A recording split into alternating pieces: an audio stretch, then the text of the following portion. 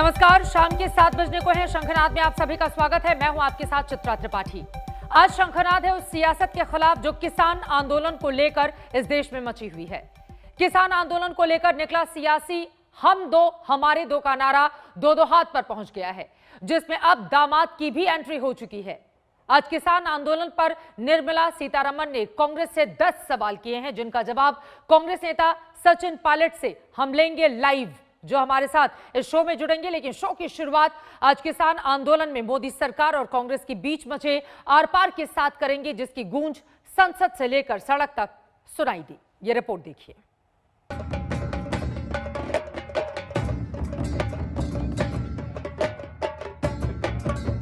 ये जो बिजनेस है, कृषि का बिजनेस है, ये भारत माता का बिजनेस है।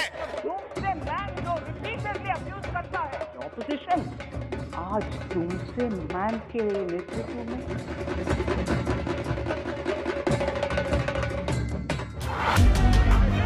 सिर पर साफा, हाथों में ट्रैक्टर की स्टीयरिंग, कभी मंच से हल दिखाकर किसान समस्या का हल निकालने का भरोसा देना, तो कभी खाट पर बैठकर पंचायत के जरिए कृषि कानून पर माथापच्ची। बाकायदा ढोल नगाड़ों के साथ किसानों को जमीन खोने के डर का हवाला देकर सियासी जमीन तलाशने की कोशिश जारी है। किसान आंदोलन को लेकर राहुल गांधी ने सियासी ट्रैक्टर दौड़ा दिया है, जहां राहुल के निशाने पर मोदी सरकार है। नरेंद्र मोदी जी चाहते हैं कि जो आपका है, जो 40% हिंदुस्तान का है, वो सिर्फ 2 लोगों के हाथ में चला जाए। और हिंदुस्तान का किसान कह रहा है कि हम मर जाएंगे, मगर हम ये नहीं होने देंगे, कभी नहीं होने देंगे। आप किसान के घर में डाका डाल रहे हो, आप उससे चोरी करने की कोशिश कर रहे हो, आप जो उसका है उससे छीन कर हम दो हमारे दो को देने की कोशिश कर रहे हो। और फिर आप कहते हो किसानों से मैं बात करने को तैयार हूं। कोई किसान आपसे बात नहीं करेगा जब तक आपने ये कानून वापस नहीं लिया। हिंदुस्तान का एक किसान आपसे नहीं बात करेगा। एक तरफ सड़क पर हुंकार तो दूसरी ओर संसद में संग्राम। जिस वक्त राहुल गांधी अपनी सभाओं में कृषि कानून पर हल्ला बोल रहे थे, उसी वक्त संसद के गलियारों में भी कृषि कानून की गूंज सुनाई दे रही थी। बजट के जवाब में आज निर्मला सीतारमण पूरे आक्रमण मूड में थी।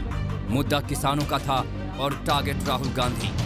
एक जो सबसे बड़ा मित्र है, उसको पूरे हिंदुस्तान के अनाज, फल और सब्जी को बेचने का अधिकार। ये है पहले कानून का इंटेंट। नुकसान किसका होगा? नुकसान ठेले वालों का होगा, नुकसान छोटे व्यापारियों का होगा,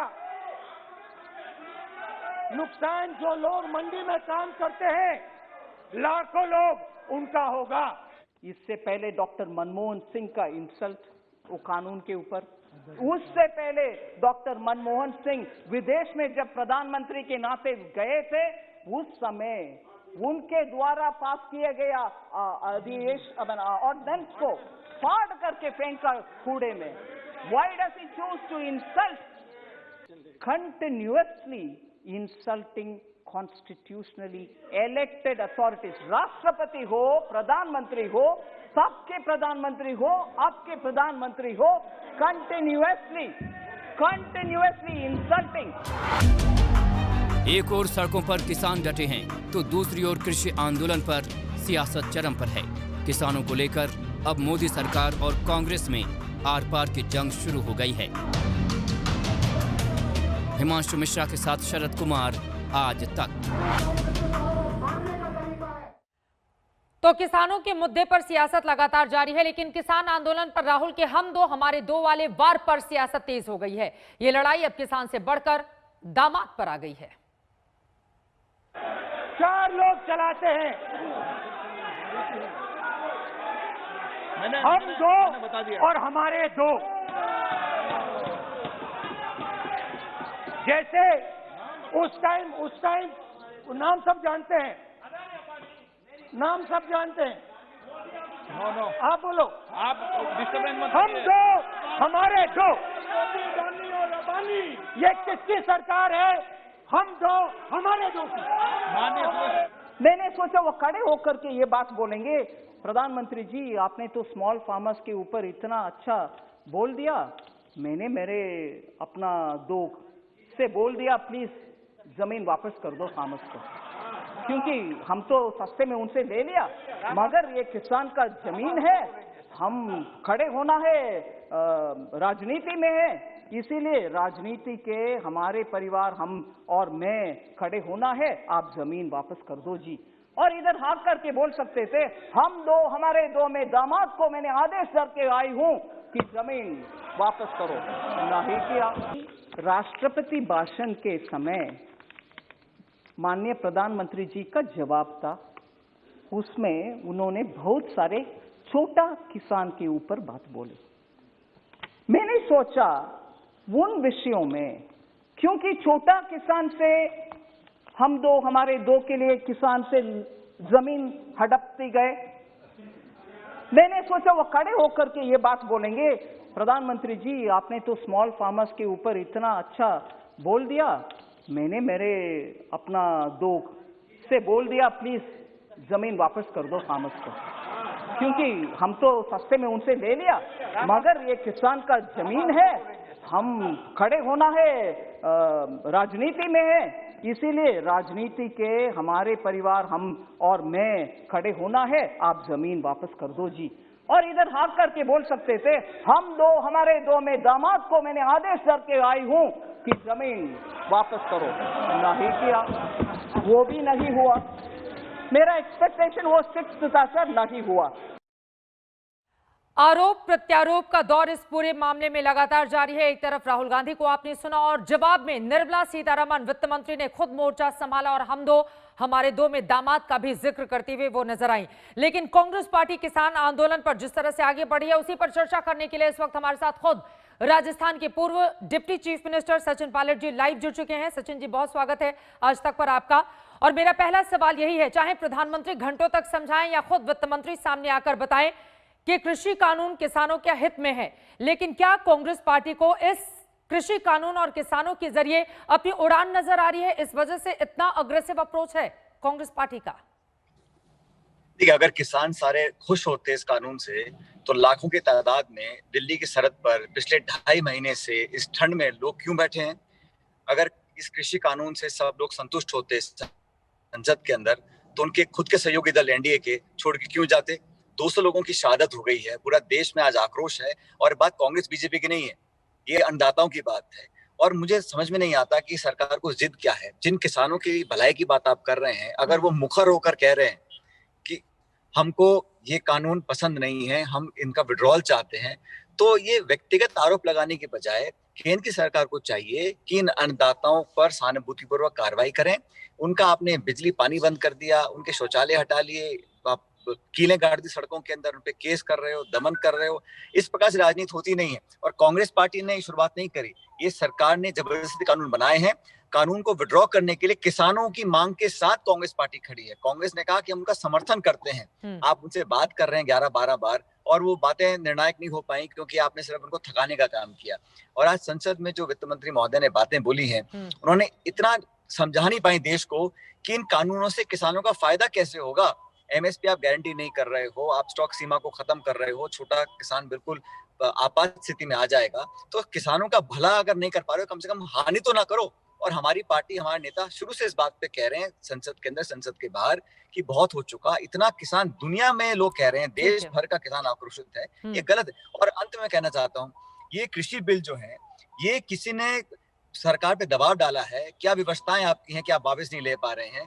इसलिए मुझे लगता है कि अंत में सरकार को अपनी जिद छोड़कर ये कानून वापस लेने चाहिए। लेकिन जब देश में प्रधानमंत्री खुद ही सामने आकर इस बात का जिक्र करें कि दरअसल इससे पुरानी व्यवस्थाएं खत्म नहीं हो रही हैं, एमएसपी थी, है और जारी रहेगी, ये एक वैकल्पिक प्रावधान है जिसको किसान अपना सकते हैं और अपनी जिंदगी को बेहतर बना सकते हैं। इसके साथ ही मैं जल्दी से बता देती हूँ दर्शकों को, और इसी से जुड़ा हुआ सवाल भी सचिन जी आपसे। आज संसद में निर्मला सीतारमण ने कांग्रेस से कई सवाल पूछे हैं जिनके जवाब आप देंगे, लेकिन निर्मला ने पहला आरोप लगाया है कि जिस कृषि कानून का आज कांग्रेस विरोध कर रही है, उसी कृषि कानून की कल तक तो वकालत करती हुई चली आई थी। एक बार सुन लेते हैं, फिर इस पर आप जवाब दीजिएगा। सुनिए वित्त मंत्री को।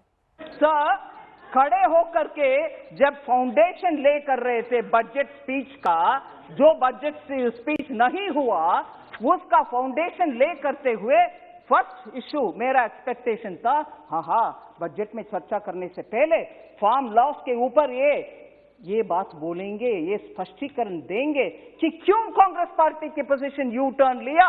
पहले तो इसका समर्थन देते थे, अभी क्यों बदला।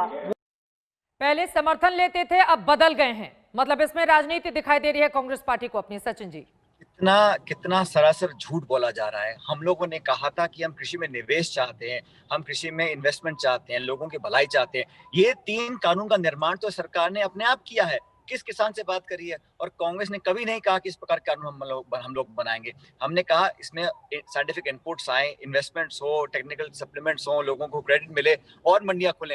लेकिन आपने एपीएमसी का एक्ट बिहार में खत्म हुआ 2006 में। इन 15 सालों में बिहार में किसानों के क्या हाल हुए, उदाहरण हमारे सामने है। ये आरोप लगाने के यू टर्न की बात कर रहे हैं। यू टर्न तो बीजेपी ने लिया है, आधार पे लिया, जीएसटी पे लिया, एफडीआई पे लिया। और जो काम आप पहले सरकार के विरोध में करते थे,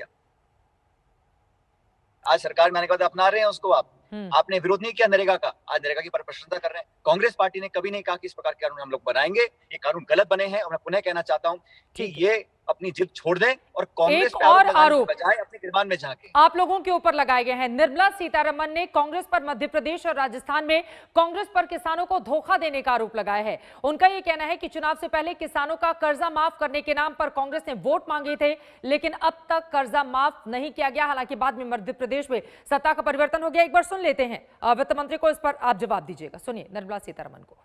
फार्मर्स के इतना ध्यान देने वाले कांग्रेस फार्म लोन वेवर के बारे में बहुत सारे स्टेट्स में इलेक्शन जीतने के लिए वायदा देते थे कि फार्म लोन दे रहे हैं हम, प्लीज वोट दे दो। जनता भी भरोसा रख करके वोट दिलाए, मगर मध्य प्रदेश में उसका इम्प्लीमेंटेशन नहीं हुआ। फार्मर्स आज तक मांग रहे हैं लोन वेवर, क्यों नहीं हुआ? हमें वोट मांगा, वोट ले लिया, सरकार बनाने के बहाना किया, मगर सत्ता भी उनके हाथ में नहीं है। मगर फार्म लोन का गुमराह करके किसानों का बैकस्टैप करके चले गए कांग्रेस। राजस्थान में आज भी कंप्लेंट्स है, फार्म लोन नहीं हो रहे। तो किसानों की बेहतरी के कानून पर आप लोगों ने वोट मांगा और बाद में उस मुद्दे से मुकर गए। सचिन जी, ये आरोप है। किसने कहा मुकर गए? जो एग्रीकल्चरल बैंक्स हैं, जो कोऑपरेटिव बैंक्स हैं, उनके सभी लोन माफ कर दिए गए हैं। सिर्फ नेशनलाइज्ड बैंक्स जिसमें केंद्र सरकार की सहमति हमको चाहिए, उन बैंक से नेगोशिएशन कर रहे हैं। क्योंकि जैसे आप कॉर्पोरेट लोन वेवर करते हैं केंद्र सरकार, उसी प्रकार की राहत हम लोग चाहते हैं कि आप नेशनलाइज्ड बैंक से बात करिए और हम कर देंगे। लेकिन वहां पर केंद्र सरकार का हमको समर्थन नहीं मिल रहा। बाकी जितने भी कोऑपरेटिव बैंक्स हैं, एग्रीकल्चरल लोन्स हैं बैंक्स के, वो हम सब लोन वे ऑफ कर दिया है। लेकिन ये तो 5-5, 6-6 लाख करोड़ उद्योगपतियों के माफ कर रहे हैं ना। इन लोगों को तो नरेगा में पैसा देने में दिक्कत है, वैक्सीन फ्री करने में दिक्कत है, और औरों पे आरोप लगा के आप अपना पाप कैसे धो सकते हैं? आज इन कानूनों को बनाने को आप जस्टिफाई कैसे कर रहे हैं? क्योंकि किस स्टेट ने क्या कहा, ये नेशनल कानून है, आपने किस स्टेट से संपर्क किया, किस स्टेट से विचार विमर्श किया, किस फार्मर यूनियन से संपर्क किया? आज सभी विरोध में। आज मुझे बताएं कौन सा किसान इन कानूनों को चाहता है? और एक मिसट्रस्ट पैदा हो गया है, ट्रस्ट डेफिसिट पैदा कर दिया है अपने आक्रामक तरीके से, और जिस तरह का बल प्रयोग किया गया, लोगों को धमकाया गया, डराया गया, उससे पूरे देश में किसान आज चिंतित है। और सिर्फ किसान नहीं, हर नागरिक चाहता है कि ये जिद का इशू बन गया है, इसको केंद्र सरकार को विड्रॉ करना चाहिए। लेकिन बीजेपी लगातार ये भी बातें कह रही है कि दरअसल सिर्फ 3 हिस्सों के किसान पश्चिमी उत्तर प्रदेश, पंजाब और हरियाणा के अगर कर रहे हैं तो पूरे देश के लोगों को इससे नहीं जोड़ा जाना चाहिए। एक और बात जो उन्होंने कही है, उनका ये आरोप है कि कांग्रेस लगातार कानून को काला बता रही है, जिसे लेकर निर्मला ने कांग्रेस से कुछ सवाल भी किए हैं। वो सवाल देखते हैं। मैंने सोचा वो खड़े होकर के फाउंडेशन बजट के भाषण देने से पहले ले कर रहा है, उस समय कम से कम ये बात बोलेंगे कि मैंने आदेश दे दिया पंजाब सीएम को, वो जो काला कानून है जिसके द्वारा किसान जेल में जाने वाले का प्रोविजन है, उसमें 5 लाख का फाइन का प्रोविजन है, प्रावधान है उसमें, वो दोनों को हटाने के लिए मैंने हमारा चीफ मिनिस्टर पंजाब का उनको आदेश दे करके आया हूं। ये बात पार्लियामेंट में खुलासा करेंगे, ये मैंने सोचा, मैंने एक्सपेक्टेशन रखा, मगर ना, वो भी नहीं हुआ। जवाब दीजिए सचिन पायलट जी, पंजाब का वो जिक्र कर रही हैं और जहां पर कांग्रेस की पंजाब सरकार है की वहां पर बात क्या हो रहा है किसानों के साथ? सिर्फ पंजाब की बात नहीं है, लगभग 9 या 10 ऐसे स्टेट्स हैं जिन्होंने केंद्र के सरकार के कानून के खिलाफ अपने विधानसभा में कानून पारित किए हैं। राजस्थान में हम लोगों ने इन कानून के विरोध में जो हम कर सकते थे हमने कर दिया, लेकिन गवर्नर साहब ने उन कानूनों को मंजूरी नहीं दी है। हम लोगों ने ऐसे, क्योंकि ये स्टेट सब्जेक्ट है, कंकरेंट सब्जेक्ट है, स्टेट गवर्नमेंट से आपने कंसल्ट ही नहीं किया। और सिर्फ कांग्रेस की बात नहीं है, जो विपक्षी दलों की सरकारें हैं, सब लोगों ने, चाहे वो बंगाल हो, चाहे पंजाब हो, चाहे छत्तीसगढ़, राजस्थान हो, हम सब ने अपने अपने कानून बनाए विधानसभा के अंदर। और हम लोगों ने गारंटी दिया है, चाहे कॉन्ट्रैक्ट फार्मिंग हो, चाहे जो हम काला किस लिए बोल रहे हैं, काला इसलिए बोल रहे हैं क्योंकि इसमें सिर्फ चंद लोगों को लाभ मिल रहा है। जो लघु किसान है, छोटा किसान है, उसको लाभ नहीं मिल पा रहा है, इसलिए इनको काला कानून बोला जा रहा है। अब आप उसकी संज्ञा डिफाइन करें, बोलेंगे इससे लाभ क्या है। आप कानून किसान को ऑप्शन दे रहे हैं, मंडी बंद कर देंगे, मंडी बंद घोषणा नहीं कर रहे हैं, लेकिन जिस प्रकार से पीएसयूज बिक रही हैं, हवाई जहाज, एयरपोर्ट्स बिक रहे हैं, पोर्ट्स बिक रहे हैं, निजीकरण हो रहा है डिसइन्वेस्टमेंट के नाम पर, इसी प्रकार जो किसान के व्यापार करने वाले लोग हैं, जो लघु किसान हैं, वो चुंगल में फंस जाएगा उद्योगपतियों के, और वो नेगोशिएट नहीं कर पाएगा बड़े बड़े वकीलों से। इसलिए उसको कानूनी कवच दिलाना चाहिए, उसको सिक्योरिटी नेट प्रोवाइड करना चाहिए, वो केंद्र सरकार कानून में नहीं किया गया है।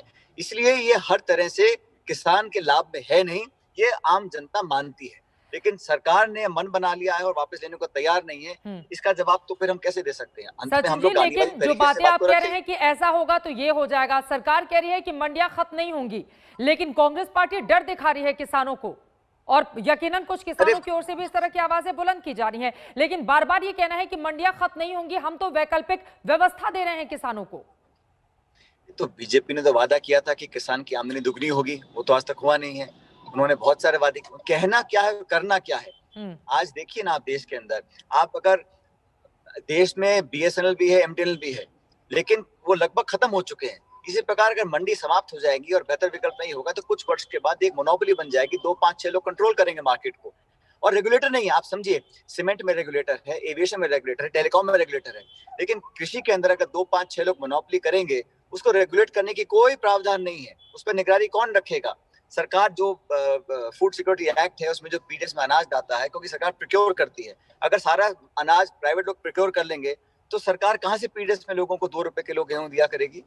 इन सब बातों पर दूरगामी परिणाम आने वाले हैं। इसलिए मुझे लगता है इसमें ईगो इशू नहीं बनाना चाहिए, और विड्रॉ करके दोबारा बनाए कानून सरकार किसानों से बात करने के बाद। लेकिन ये भी सवाल है ना कि अगर कोई किसान कानून लेकर सरकार आई है तो उसको यूं ही तो नहीं बना दिया गया होगा सचिन जी, उस पर भी काफी ज्यादा मंथन चला होगा, संशोधन करने के लिए सरकार तैयार है। देखिए, पीएम की बातें आपने खुद सुनी होंगी, उनकी ओर से कहा गया कि संशोधन के लिए हम तैयार हैं, लेकिन संशोधन बताए तो जाए, सिरे से खारिज कर दिया जाना किसी भी चीज को, ये कहां तक जायज है? अगर 18 में से 15 चीजें सही बता रहे हैं, मतलब ओवरऑल कानून ही डिफेक्टिव है ना। और आप बताइए, किस किसान यूनियन ने, किस किसान ने, किस स्टेट गवर्नमेंट ने कहा कि ऐसे कानून बनाइए? किससे चर्चा हुई, किससे विचार विमर्श हुआ? स्टैंडिंग कमेटी के पास गया नहीं, पार्लियामेंट में डिबेट हुई नहीं, जबरदस्ती से इसको थोपा गया है। इसलिए किसान विरोध में है। नहीं तो किन लोगों को मजा आ रहा है क्या 3 महीने से पड़े अपने घर बार छोड़ के ठंड के अंदर? किस व्यक्ति को मजा आएगा सड़क पर पड़े रहने से? ना खाने को है, ना पीने को है, फिर भी लोग पीड़ित हैं, दुखी हैं। अब उनको आश्वस्त करने के लिए जो सरकार को करना चाहिए था वो नहीं कर पा रहे हैं, इसलिए अविश्वास पैदा हो गया है, और एक ऐसा स्थिति पैदा हो गई है जहां किसान अपनी बात मनवाना चाहते हैं और केंद्र सरकार अपनी जिद को छोड़ नहीं रही है। लेकिन एक जिद की स्थिति भी तो देखी जा रही है ना सचिन पायलट जी, और उसके जरिए कांग्रेस भी अपनी सियासत को आगे बढ़ा रही है।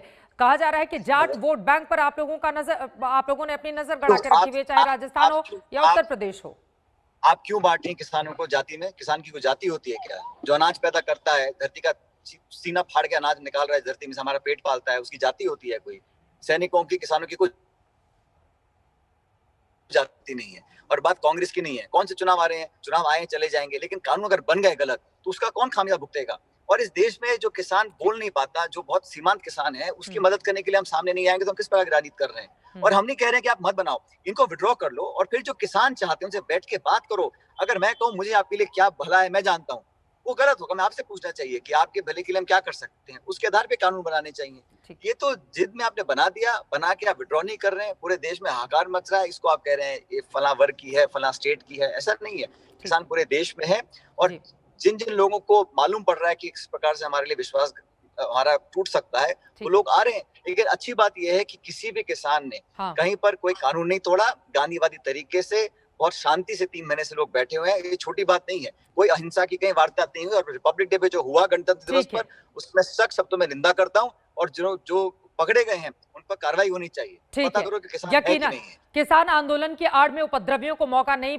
मिलना चाहिए कि इस तरह की अराजकता वो फैलाएं जिस तरह की 26 जनवरी में स्थिति देखने को मिली। बहुत शुक्रिया सचिन पायलट जी आज तक से जुड़ने के लिए और कृषि कानूनों के मुद्दे पर बातचीत करने के लिए। सरकार बार बार भरोसा दिला रही है कि कृषि कानून किसानों के हित में है, वहीं कांग्रेस पार्टी आरोप लगा रही है कि कृषि कानून को रद्द किया जाए। किसान भी अपनी मांग पर अड़े हुए हैं, बीच का रास्ता कैसे निकलेगा, ये बड़ा सवाल देश के सामने अभी भी कायम है। एक छोटे से ब्रेक के बाद हम फौरन लौट रहे हैं, आप देखते रहिए आज तक। नमस्कार, मैं हूं अंजना ओम कश्यप। हमें उम्मीद है ये वीडियो आपको पसंद आया होगा। लेटेस्ट खबरों के लिए यूं ही देखते रहिए आज तक, और इस वीडियो के पसंद आने पर लाइक, शेयर एंड सब्सक्राइब करना ना भूलें।